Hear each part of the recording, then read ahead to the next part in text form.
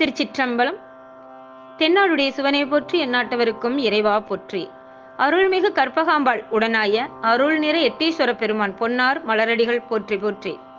சித்தர் பெருமான் திருவடிகள் போற்றி போற்றி. எம்பிரன் மணிவாசக பெருமான் பொன்னார் மலரடிகள் போற்றி போற்றி.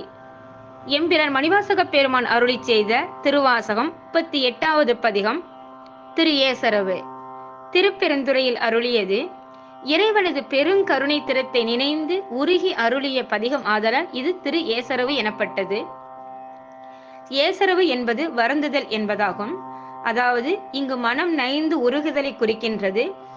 இதனுள் அன்றே என்னும் தேற்று இடைச்சொல் பலவிடத்தும் வந்து உருக்கத்தை வெளிப்படுத்துதல் அறியத்தக்கது. சுட்டறிவு ஒழித்தல், ஏகதேச ஞானத்தை போக்குதல். திருச்சிற்றம்பலம். பாடல் எண் 1.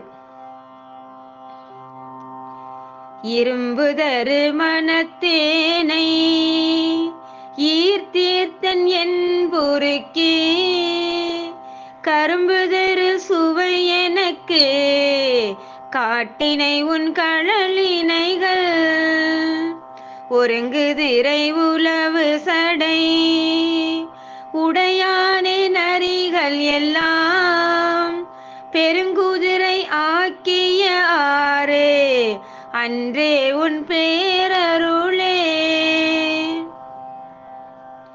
பாடல் விளக்கம்.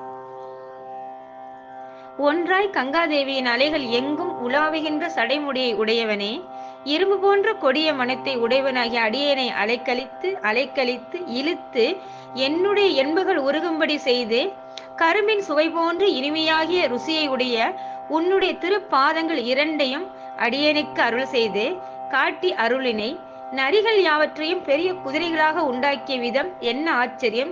இஃது உன்னுடைய மகத்தாய அருள் செய்கையின் காரியமே ஆகும் என கூறுகிறார் மணிவாசக பெருமான். திருச்சிற்றம்பலம்.